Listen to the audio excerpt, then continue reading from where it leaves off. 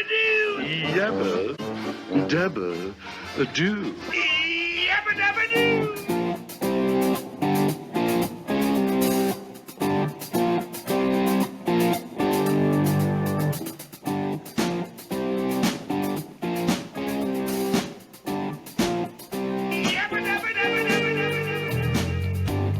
The views expressed on this episode of the Came to Believe Recovery podcast do not necessarily reflect those of KHLT, Take 12 Recovery Radio, or our affiliates. The opinions on this episode should not be taken as medical, psychological, or professional advice and are those of the host, co-host, and guests. KHLT and Take 12 Recovery Radio are not affiliated with any particular 12-step fellowship.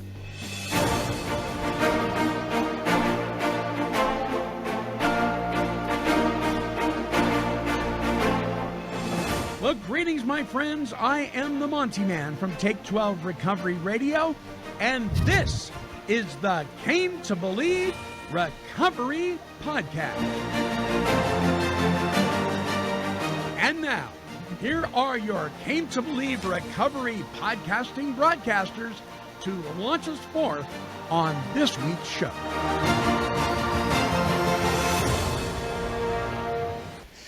Hello, everyone. Welcome to the Came to Believe Recovery podcast. My name is Alicea, and I am here with Tom and Monty Man. Hi, guys. Hi, Alicea.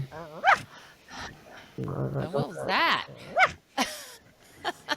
Today is National Bark Like a Dog Day. It's also National TV Dinner Day. Aren't those lovely? Yeah, I will not be doing either one of those. You don't want to bark like a dog? Come on, Alicea. No. Give us a little bark. Did you want us to talk about that intro song? Yeah. Are we supposed to? Flintstones and Smoke on the Water. Deep Purple. Yeah. Mixed together. Did you mix them together, or is that already made? I mixed them together. Yeah. Yeah. Deep. So that 8-track tape, Deep Purple, Made in Japan, was the album, and that was my very first time I ever owned any kind of rock and roll. I listened to it for a long time, but the first time I ever owned it, and I snuck it in my house. Oh, because my parents were like anti-rock and roll, but I was afraid of my parents. And this is like 70s, 80s? Yeah, 70s. I had an 8-track player, a nice big honking thing, and when it changed tracks, you heard chunk chunk. You know, you heard that big click. Man, I wore that thing out. I loved that thing. Space Truckin', all the songs that were on there, the drum solo, and yeah. Cool stuff. Cool. I remember 8 tracks. Cool stuff. Yeah, in 1981, maybe I was 11, and my friend's dad had a Porsche, and we were in the back, and he had the Rolling Stones 8-track. Yeah, baby. With the red cover, whatever that one was. And I remember that in the 80s. That was, 80, 81? Maybe? Wow. Probably Start Me Up. Yeah. Yeah. Start Me Up. Okay. And it's in the Flintstones, whenever you watched them when they were in their car, the same background would go by. I know. The same Oh, background. yeah. I used to watch that. Yeah. I used to think, what? They're poor feet. You know what I mean? Right. Hanna-Barbera cartoons. Yeah, same people that did the Jetsons. You know, Flintstones were a spoof on the Honeymooners. Yes, they were. Yep. Yep. Ralph and Alice and they did we get any emails? Oh, right. Move us on, Alicea. Move us on. We don't need to talk about the Flintstones. She's taking over, isn't she? Enough of the cartoon talk. She's done with the Flintstones. Oh, my gosh. There we go. You've got mail. All right. There's mail in the mailbag, so open it now. We want to read our mail. Come on. All right, it's time to take 12.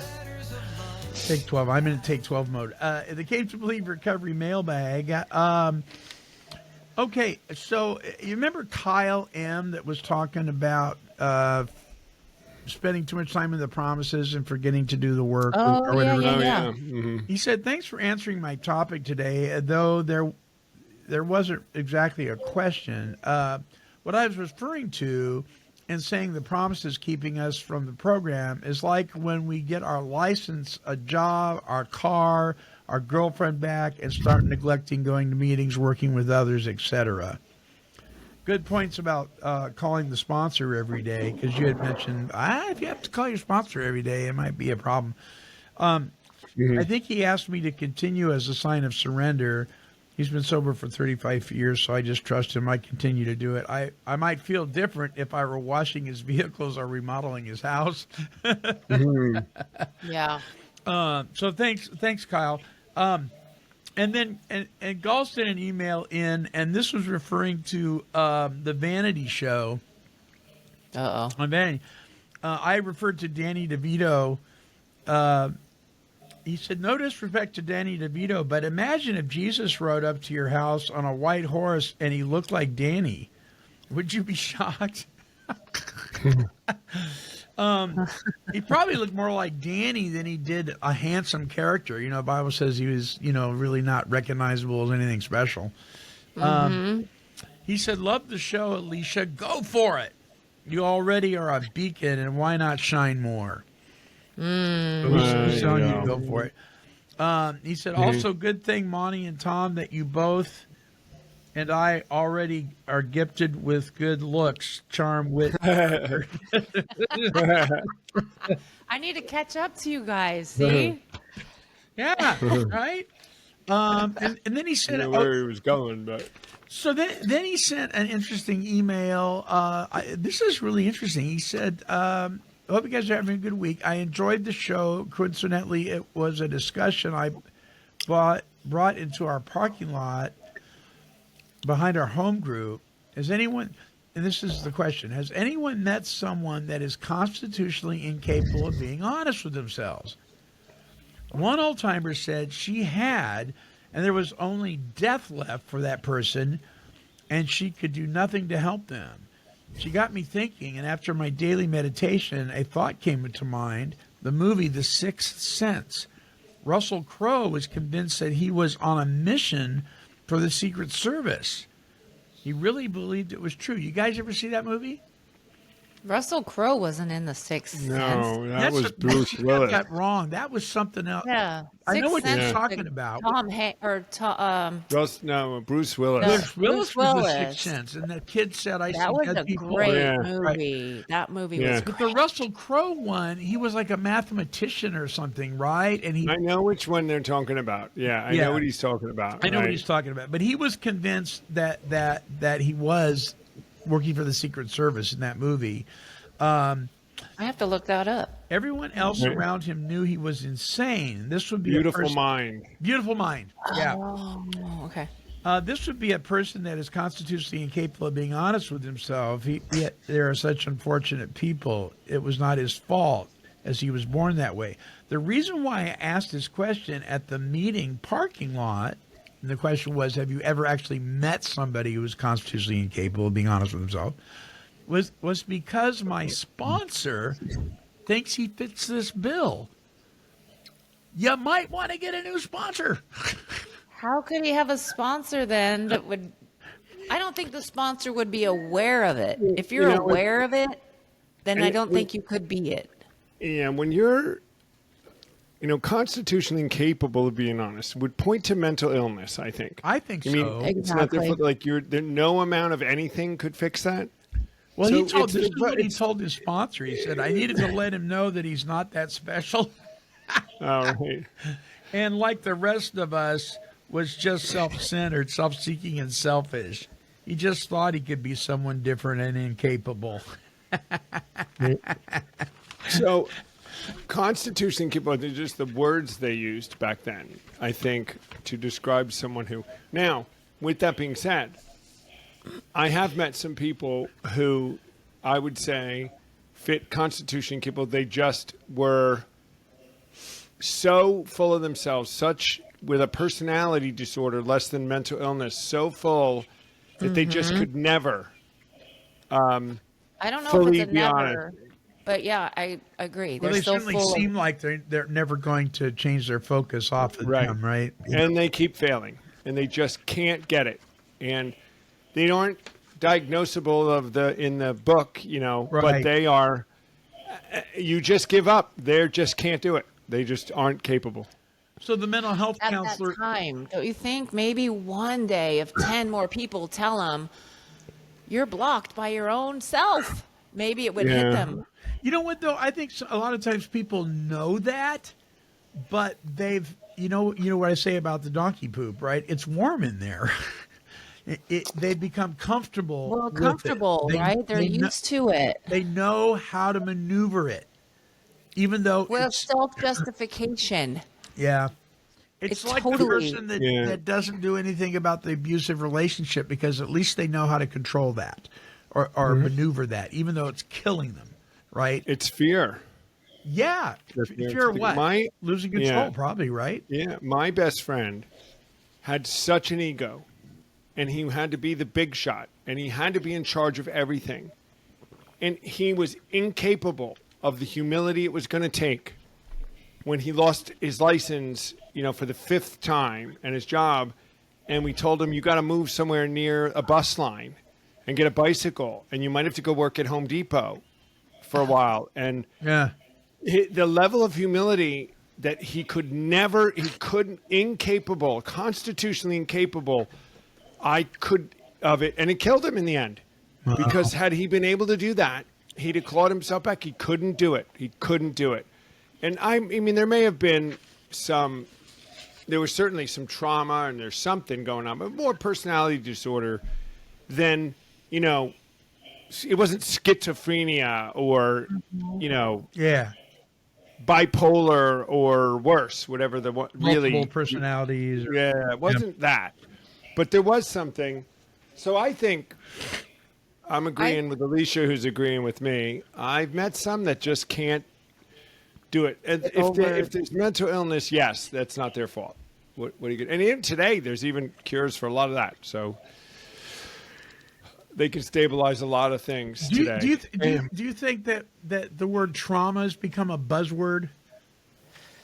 Oh, partly But because. I think it's true. Yeah, I mean, partly everybody because has it. is they've realized so much is trauma produced from people. So Sure. much of what we are comes from an experience. So, we weren't born that way, actually. We were born, you're never predetermined, you're predisposed. And then your environment codes your genetic system. You can be epigenetics can make you. Yeah. And so, yeah. Yeah. But we can carry it just like anything, right? Because remember back in the days of early Dr. Phil and Oprah, everything was I'm codependent. I'm codependent. You're codependent. Yeah. They're Oh, yeah, codependent. right. Your inner child, wasn't it? Your inner Yeah, your inner There was child. truth in it, Yeah. but we just decided to label everything. That was the solution to everything, They know now the brain, the front and the back and the wiring, and they've seen in scans under certain circumstance these trauma responses, and the brain doesn't function normally. Right. And then after time and therapy, and in many cases, working the 12 steps the way we work it causes the brain to rewire, and it begins Yes. to function correctly. We can actually change the DNA. It's a trip. It's Yeah. amazing. The neural pathways. I don't know if it's DNA. Oh, Yeah, it is. yeah, The neural pathways. The neural pathways change, and it actually can change the structure of the DNA makeup, and so it's pretty amazing what happens. Even Because just doing step 5 changes your Yes. brain.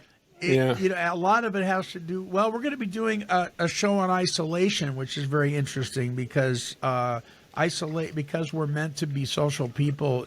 People that isolate too much can cause major damage to themselves. But that's a whole other thing. Hey, The trauma, the thing that we're getting, last thing on this is trauma informed, that has become even a buzzword within some of the back channels of our organization, in that our leaders, trauma informed means we need to be aware that the people we're dealing with probably have trauma in their backgrounds, and that that we're just sensitive to that and understand that certain reactions are because of that, and these are signals for them to do not do the steps, because we know that can have profound influence on trauma in a good way, but that they may need extra help. And us at Came to Believe, and I know, Monty, you back this too, we are not against them finding whatever aid they need. If there's additional medical or psychological aid that is appropriate that they need, I they needed should do it. She doesn't have A lot. enough. She doesn't have enough, guys. I still need more help. She needs a team. I did. And we're But looking for a I needed team group therapy. on I there. needed marriage therapy. I needed Christian therapy. I needed EDMR. Yeah, but and look at her. I need Look at her therapy for today. my therapy. yes. Need therapy for my therapy. So there we go. We got to do one on trauma. Did we do it on trauma? Did we? I think we did little T, big T trauma, maybe. Oh, we did. Well, we certainly But, talked we about could do that. it again. We can always do them again. I think I Well, listened to that show and I got traumatized. And he never posted it because I get traumatized every beginning of this show, not knowing what Monty's going to do. What's he gonna say? What song is he gonna play? Oh my God. What gnome is he gonna come out with? Oh, yeah, just you wait. Just you wait. All right, if you've got an email that you'd like to send in, a question, an opinion, an idea for a topic, you disagree with us, you love us, you hate us, whatever, just email us. Do it. Do it. You Do can it. email us at Monty, M-O-N-T-Y, at cametobelieverecovery.org. Let's close the mailbag.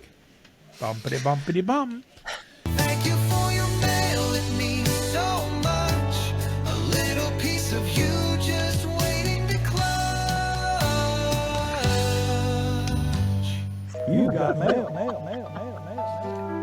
All righty. Alicia Martinez, what is the topic for this week's Came to Believe? We are going to talk all about and around attachment styles. So, secure attachment, avoidant attachment, anxious attachment, and disorganized attachment. So I have a question right off the bat. Yeah. Is our attachment styles, and I will admit that I haven't done much Research? diving into attachment styles myself. I'm just admit it. Although when I read these, I put myself in two of them right away. Is this relationships we're talking about? Yes. But personal relationships, mostly, not work, or can these attachment styles flow to work? Oh, however you relate to people anywhere. In every Okay. aspect of your life. Sure. Okay, so you can have an avoidant attachment style with your personal relationships, and then also have it at work and have it affect your professional career or whatever. Or your I personal think life. so. It can affect I your think personal so. life, what happens at work. I wonder if you could have a secure attachment at work, but then an anxious attachment with your husband. So let me just say this. When you first brought up this subject, I immediately went to the negative in my head. Of what you are? No, Or- it's just that the word attachment just brought up negative connotations to me until I started doing some research into it and finding out that attachments can be a good thing. And Well, I'm we're like, supposed to be attached and in community Right. and learning from each and other. I'm like, oh, so why was I thinking attachment was a bad thing? well, Right. if it's insecure attachment, Right. not saying they're bad. I think it's just good to realize what we lean towards, maybe. So let me say this, and then I'll drop this because we can go down a whole rabbit trail with it. But I do think it needs to be said. One of the things that it says in the Big Book of Alcoholics Anonymous, in the chapter "Working with Others," and by the way, if you're wondering how to work with somebody, there's a chapter for that. It's amazing. Called "Working with Others." It says, and it's probably the most powerful statement in that chapter, in my humble opinion.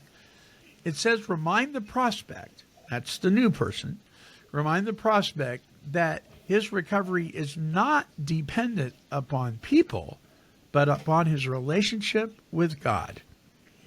Bam. So that means that I get it. Early in, people early in recovery, group of drunks, the meeting, the fellowship, it's maybe the first healthy group of people they've hung out with for a long time, is very positive and good and is important, but we become attached to those.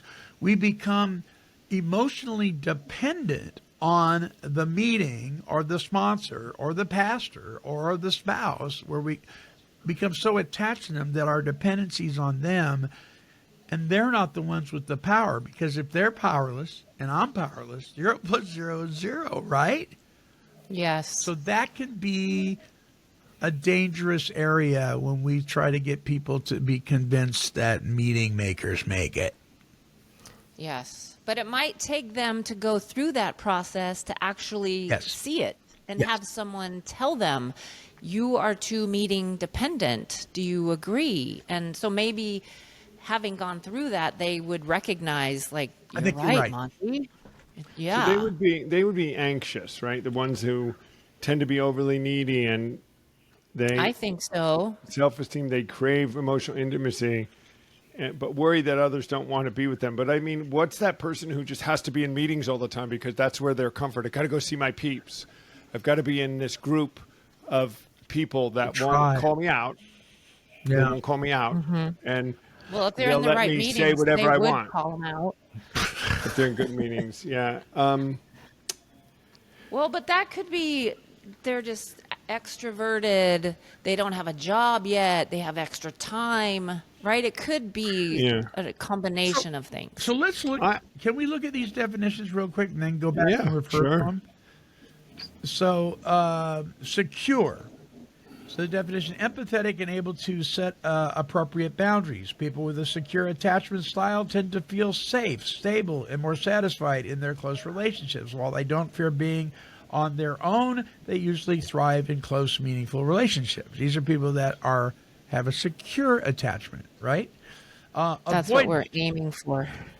Yeah, that's what we're aiming at. Avoidant. Adults with avoidant, dismissive, insecure attachment styles are the opposite of those who are ambivalent or anxious, preoccupied. Instead of craving intimacy, they're so weary of closeness, they try to avoid emotional connection with others. They'd rather not rely on others or have others rely on them. Bing, bing, bing. That's me. Is that you? Okay. Anxious. People with an anxious or ambivalent attachment style, also referred to as anxious, preoccupied, ambivalent, anxious, or simply anxious, ambivalent, that's a mouthful, tend to be overly needy. As the label suggests, people with this attachment style are often anxious and uncertain, lacking in self-esteem. They crave emotional intimacy, but worry that others don't want to be with them. And then the last one is disorganized. Disorganized attachment style, also referred to as fearful avoidant attachment style, stems from intense fear, often as a result of childhood trauma, neglect, or abuse. Adults with this style of insecure attachment tend to feel they don't deserve love or closeness in a relationship. I think You I've guys- had a little bit of all of them I was just through going to my life. say, I could probably scratch the surface a little bit with all of these, at least at some point in my life. I would consider myself incredibly more secure than I was 10 years ago, even. Yes, me too. And I think that's amazing that we can see that. And doing steps 10, 11, and 12, I think we're constantly aiming for secure. Like the inventory sheet, aiming for that right side. I think we're constantly like, oh, I'm feeling avoidant. Let's look at it and aim for the secure one. Don't you think? Tom? Yeah. I mean, would like to say that I'm secure now, right? I know about it, but, huh? I was going to say, yeah, maybe, but don't you sometimes fall into the others? And that would be a step 10? Yeah, I'm still working on, the one that's anxious. That is that I'm looking your definition. You're wanting to see that people love you. You're craving some emotional intimacy because of the way I was raised. I was raised with very little emotional intimacy, so I would tend to seek that. I want to be in close relationships, and so I'm a little disorganized too, or a little bit. So I'm a little avoidant and a little anxious together. Because I want that neediness, but I'm also, when I've tried to get closeness and you get like gutted by it, then you say, maybe I don't want to deal with it. So it's a little bit of that. But, Interesting. right? But because you go, I want closeness, and then when you don't get it, it just hurts as much as when you didn't have it the first time, But that to be able to just articulate that and recognize it is a secure element. I mean, that would be growth because I can do something about it, right? I recognize it and I can name it and do something. Exactly. But I And think we don't want to label ourselves and say, yes, I am this one. right. I think that would be dangerous. But I am empathetic. I think I can set appropriate boundaries, especially in a good functional relationship is secure. I tend to feel safe and stable. I'm satisfied in close relationships. I like to have friends. I can be vulnerable, and get in deep relationships. And I like close, meaningful relationships. Monty, which one do you think you fall into sometimes, if any? If you're not secure, which one do you lean towards? Avoidance. So, again, I'm like you. I don't label myself, I'm the secure guy or I'm the avoidant guy or what, like that. But I think, we joke about narcissism. You may not be a narcissist, but we all have narcissistic tendencies sometimes. I think we all have tendencies to scratch the surface with each one of these at any given time in our life, but not necessarily be defined by them, right? But avoidance. So I'm going to give you an example. I used to be so emotionally dependent on what I thought you thought about me, right? That I was so dependent on that, it controlled everything in my life. It was really pathetic, to tell you the truth. It was self-harming. It was one of the things that fueled my drug abuse and alcohol abuse. And then something happened through the process of working the steps and God intervening in my life where that totally flipped on its head. So much so, though, that it's almost like where I once was overly anxious and worried and everything, it comes across sometimes like I just don't care. It's not that I don't care. It's just that it just doesn't knock me off my beam like it used to. It's just not gonna. I cannot be that guy again. I just can't. Mm-hmm. He almost killed himself, right? But the avoidant thing, where I would run in with, loaded for bear to confront a situation because I wanted to change the way you felt about me. Now, to the Careless. point where I have to have a really hard discussion with somebody within the next 24 to 48 hours, a really hard one. And I don't want to do it. Now you really do? Yeah, I don't want to have this discussion. It's going to change the dynamic of our relationship, although our relationship is pretty new, our friendship. I'm not worried about that changing. I just the whole exchange of having to tell this person that this isn't going to work. It's kind of a business relationship. And if I had it my way, it would just go away. Oh, that is so me. Just go away. I don't want to. I'll ignore it for a few weeks and it'll be gone. Yeah. Whereas before, I'd jump in it, and until I got my way and you understood and you agreed with me, I'm shaking you. It's like, I'm totally the other way now. So. Interesting. Yeah. I got a good example of secure. There are things that, especially in this recovery stuff, that would really bug me if people push back. And I just don't have it anymore. Though today we got a note, somebody put a note in LinkedIn about our event in New York City about, we're promoting this celebration of the 90 years of AA, Came to Believe Recovery. And of course, it's the traditions thing. You shall not be affiliated with, there shall be no association. And in another day, that would have sent me over the edge. Yeah. I'd have been just out of my mind about that. What? They don't, And today I just go, well, yeah. Did you respond or you just leave it? My coworkers, we just deleted it. I said, we had one an email come at us. How do you guys get off doing this, and I just wrote back, well, we didn't say we were affiliated with AA. All we said we were celebrating AA's 90 years. We have no affiliation with them. Just to clarify, that's all I said. And I wanted to say a lot more about how ridiculous all of that was when it came to that. But it would have been, my team behind the scenes is all worried. I said, just let it go. Don't worry about it. You know how to make everybody happy. And there are people that think that. Yep. And I think that's a secure thing. I don't react to certain things anymore that would have, they kind of like pushing at me personally. You don't like who I am, and don't you know that everything we say and do is correct? And anyone that says one little thing has to be defended rigorously, and then you spend all night sleeping on how wrong you are and why did I do this and how do I fix it, and then I'll just give up, right? Because that's where that always goes. And then back in the day, it was then let's just drink ourselves into oblivion.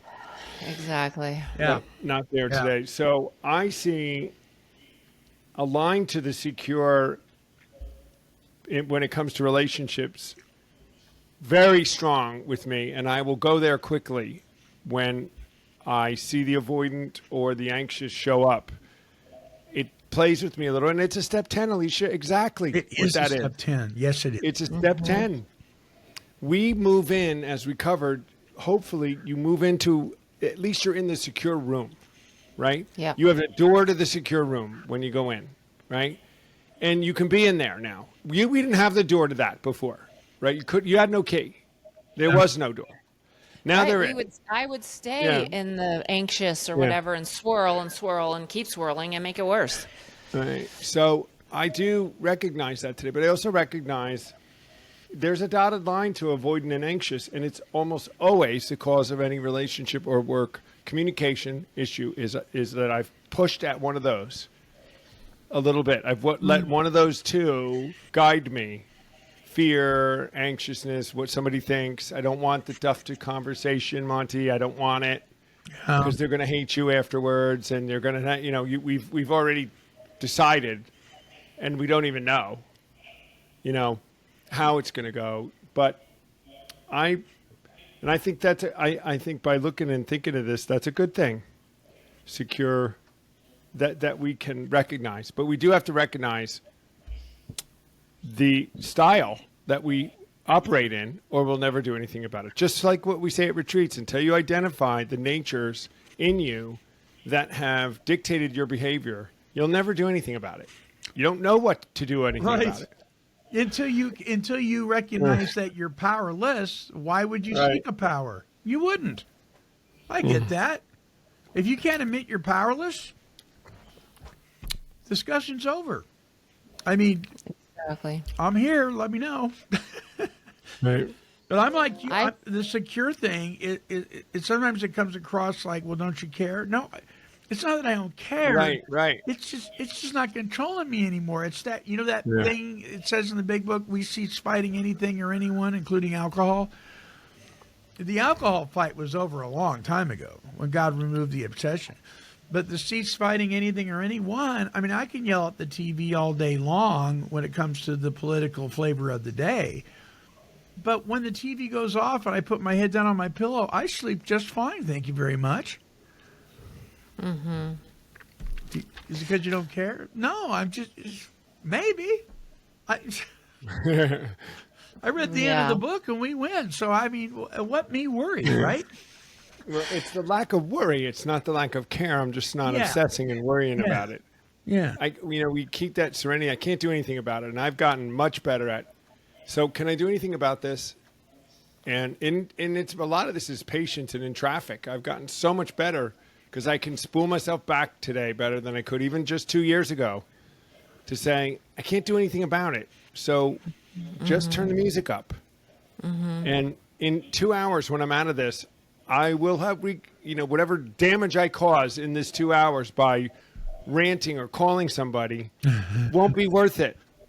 Exactly. So anyway, these are our ways we catch ourselves today where I wouldn't have. And I think with age, we mature, like your examples.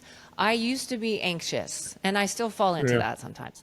But when I met Timothy like 13 years ago, that's my husband, I was needy. And he's the type that likes to fix me. And I what a loved team. it. I loved Yeah. it. It was perfect. But I was a mess. I still am a mess. But that was like our dilemma or whatever. And it was not healthy.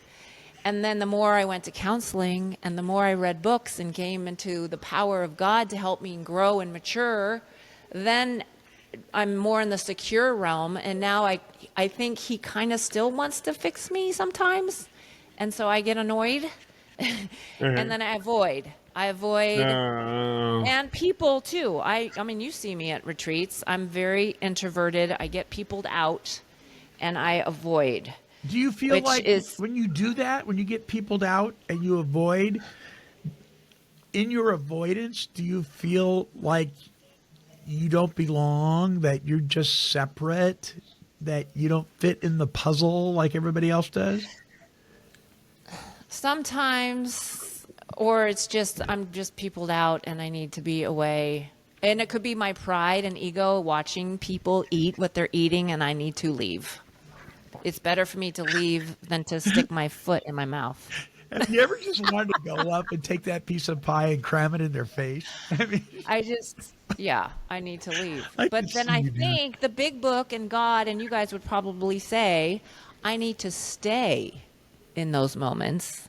to And learn just how smile. to Yes, maneuver rather brain than for 'em. avoid them. I rather brain avoid for it. 'em. Yeah, it does no good to what you are I need to hoping for sit them. in it. Does nothing when you walk away from it. You know, I I think know. the Lord is speaking Yeah. to me right now. It says, Monty, for Alicia's growth, for her maturity, and to learn, you need Eat to cake eat a in front chocolate of me. eclair in front of her. I'm calling you to sacrifice and do that. Yes, Lord. I'll do that. Okay. Then I have to shut my mouth and Just give her a chance to grow. It is Young funny, growing though. that way. I joke about that, but we do justifications like that in life, don't we? I mean, well, God's working differently in my life. You don't understand. I love her. yeah. No, justified all the time. All the time. I'll say something stupid, prideful, intolerant, and then tell Tom or someone, well, it's true. It's true. true, right. Oh, it's true. So what about this disorganized one? I mean, in the explanation of it, when I hear disorganized, I think of somebody who just can't seem to budget their finances, or they can't seem to keep their house clean, or that's kind of what I think about. They Right? forget something all the time, and they're Yeah. right. Yeah. The milk goes bad, and their beds aren't made, and they're just I'm like, Yeah. I don't know if that's what can't that make means. the meetings though. on time, and Is there something? Does that speak to somebody's self-worth sometimes when they're just messy and you know what I mean? I walk into some people's homes and I'm thinking, and we're going to do it. We're going to do a show on guilt and shame, I think, next week. But I mean, I think, have you no shame? I mean, oh my gosh, Right. how can you live in this? Right. Is But that- that could be a lot of different stuff. They just were never taught that. They feel they don't have the time. I know But somebody I who can't was taught function that. like that. I know because I raised them. Yeah. What's wrong with you? But then isn't that our work of like, just because we need a clean space doesn't mean we have to make them do it. But there's a difference between a Order and messy.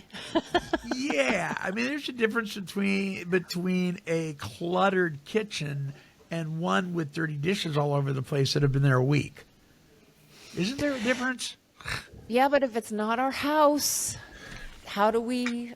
I'm with you. I mean, hello, I want to tell everybody how to clean and eat, but It's my planet. it's not my space. I know. Tom's being quiet. That's weird. I'm reading. Yeah, I'm reading He doesn't another. like the dirty, cluttered, dishy, dirty, hairy No, but place either. I don't. But I can leave a dish in the sink if it's the right situation, and I'm tired, and it makes sense to not. I can prioritize. But then not a second and a third and a fourth. Ever. No. Yeah. No. I mean, I just think clean and organized is orderly, and it keeps your brain okay, and it leads to better success and better. You can have I do. a ton of stuff and it still be clean and organized. It takes a little more work, maybe. There's a different that having a bunch of stuff and being organized. Like my office is what they call is lived in. You know, I have files and some papers out in an orderly-ish fashion. But if you come in the office, you might say it's not as, but it's working place. It's also not like everything is where you could get it. So my bedroom is the bed perfect, well made, no clothes anywhere. Hospital corners? Yeah. That's his military training. I Right. bet. In the living room, there's no dishes left. There's no plates left around. The Right. pillows are on the couch. The things folded. The coffee table's in the right angle. It's all my dining room table. The chairs are perfectly aligned. It's clean. I don't use it much, so it's not that hard to keep it that way. But there's something, and it's me, and I think it's everybody. Like, see, I'm going to Alicia's side. Everybody should do this. Justify it. Everybody should do this. I walk in the door from a trip of 2 weeks and have nothing to do in my house, and it's spotless, like ready to go. Oh, isn't that There great? is something to that, boy. Yes. Laundry So when Mark and I done, get ready to- beds Yeah. made. we go ready to leave somewhere. The kitchen is clean. The beds are made. The laundry's done. Because Marcia would come home. She goes, "Oh, you did the dishes," and I go, "I can't." This is before she retired. I said, "I cannot think of a reason to justify leaving the kitchen like this when you've been working your butt off all day. You don't need to come home and see this." But what about the people that just don't need to do that and don't care and don't stress about it?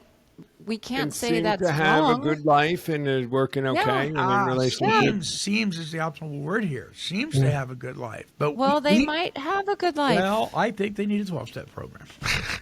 Yeah, I think they need to do the 12th step. You know, the obsessive element of this cleaning thing is not a good thing. I mean, if, I know we can flip on the other side. Yeah. you know, who cares? I mean, in the big picture of everything in the world, one dish in the sink overnight, does it mean anything? No. If my coffee table's canted a little bit, does it speak to my personality or future success in anything? No. Yes. I know. Yes, See, you're it does. killing me, Alicia, because I think that, and now you think that, so then it must be I true. totally think that. Look at my She's house. like- It needs to be neat and organized and yes. But guys, Yes. if you go to her house ever, it's not that it needs to be. It is.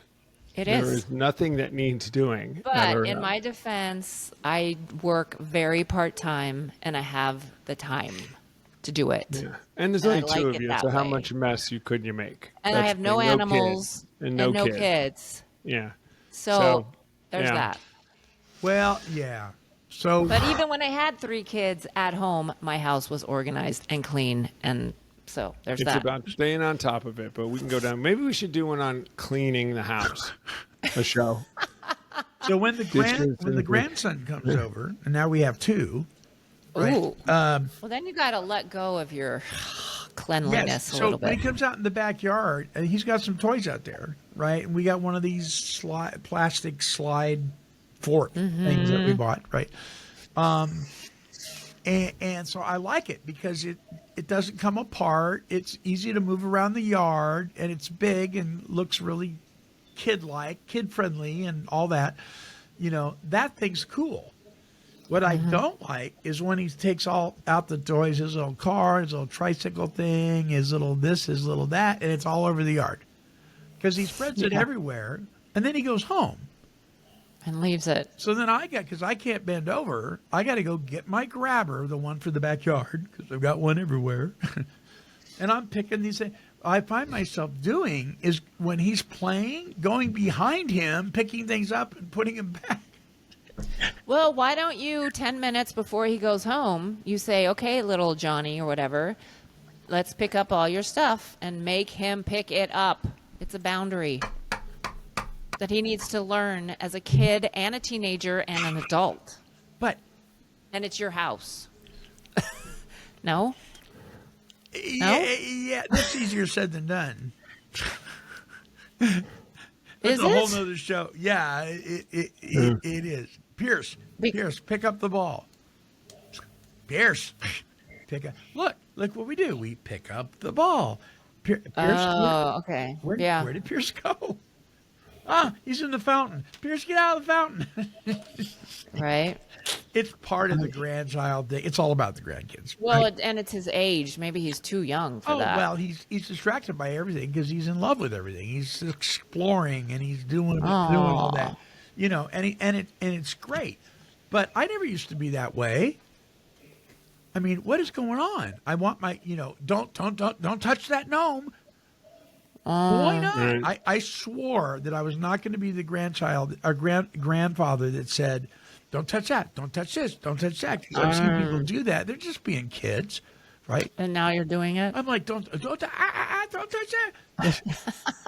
It's not like he's headed for the stove and the burner. No, he's not. He's headed for that Outside. that gnome or that gnome or that gnome or how many gnomes you want me to go. And I got to think, so we have a wheelbarrow, an old rusted out wheelbarrow. We stuck it in the front yard and put a free sign on it. And it sat there for 3 days, and finally somebody took it. Well, this morning, before I knew it was gone, I thought to myself, that would be a really cool yard piece. I'd tip it on its side. I put dirt in there. I put some pansies and stuff like that in the corner. Yeah. Flowing yeah. out of the wheelbarrow, like in the corner. I tell Marcia, and she says, no, you're acting like an old guy. And I'm like, hello? I am an old guy. It is a grandfather. I mean, I've got gnomes in the yard. But that's artistic and creative. I Isn't like it. I think it is. I think it's. But your grandson would probably tip it over and somebody step on the took wheelbarrow. flowers. But see, I feel secure in my yard decor. There's a mic Not drop. disorganized. Mic drop. Marcia's like, All right. we need to make it simple for when we pass away. The kids don't have all these things they have to deal with. So what is she doing? Throwing away gnomes. Yeah, but you don't have to deal with it. They'll have to deal with it. So who cares? Yep. Right? Yep. Anyway, Okay. all right. All right, we went down a rabbit trail. That's my fault. No, that was on the disorganized part. I suppose. All right. Closing thoughts really quick, you guys. We'll do our closing song, and I'll do my closing thoughts. I would say look into the attachment styles, see where you fall, and do a step 10 when you creep into the avoidant, anxious, and disorganized ones. And don't beat yourself up. Just notice it and see how you can go into the secure space. Yeah. Tom? Yep, I agree. I say live in that secure space. Live there and just fix it when you step into the others as a mistake. Don't own them anymore. You don't own that. Own the secure space. Yep. And when you're hearing us say, do a step 10, and you're like, what's that? Ooh, I'm glad you asked. So if you go to our website, take12radio.com, down at the bottom, and you just click on the 12 steps. There they are. Yeah. No more excuses. Ha, ha, ha. All righty. Dawn Wilder, my friend Dawn Wilder, she was the one who did the 12-Step Music Fest for years in the Florida Keys. That was a lot of fun. She sings this song, Believe, and then I'll come back with my closing thoughts on the topic of attachments. Here is Dawn.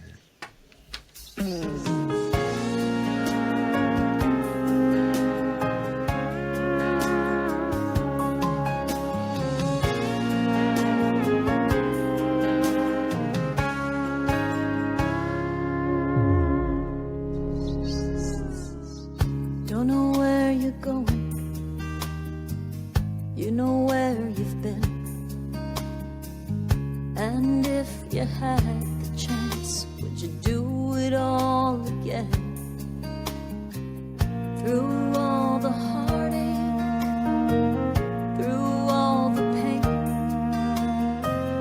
do you ever wonder if it was all in vain? Believe when the world just seems so cold. Believe when you feel you're all alone.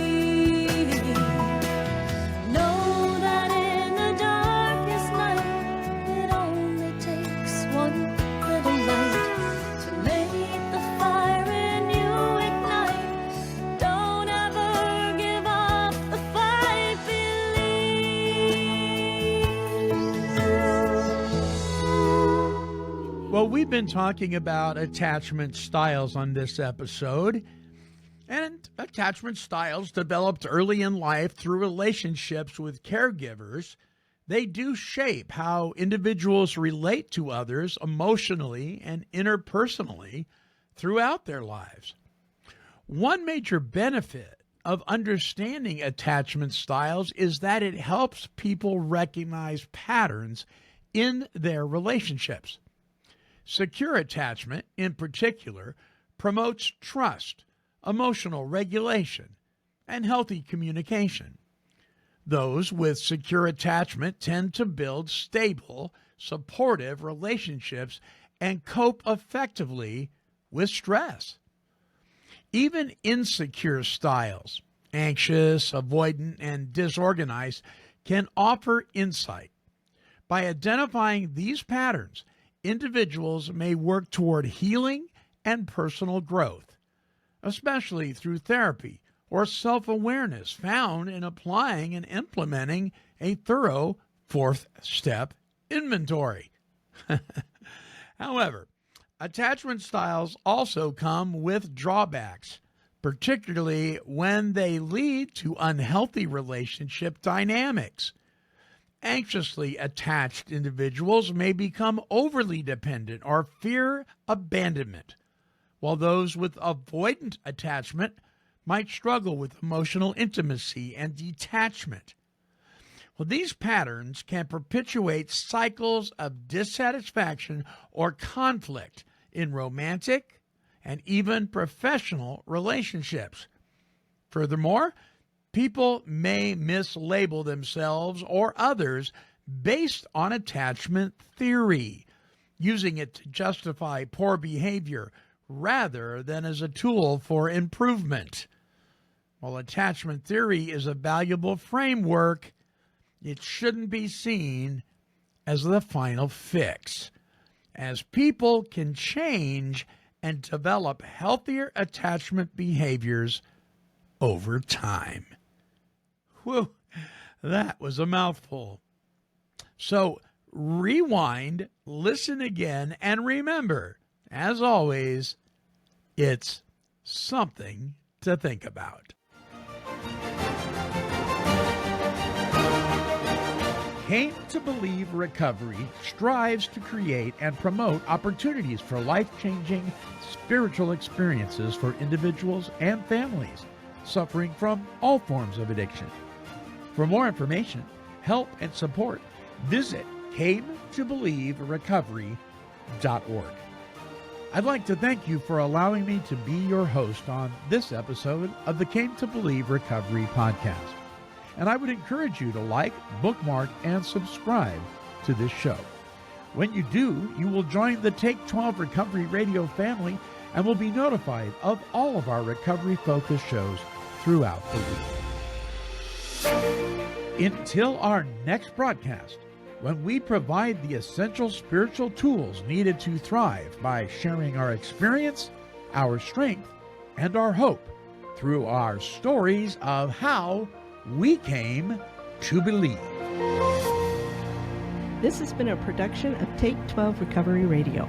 Kitty, kitty, kitty. Meow. Woof, woof. This has been a Chicken and a Pig production. Yabba dabba doo!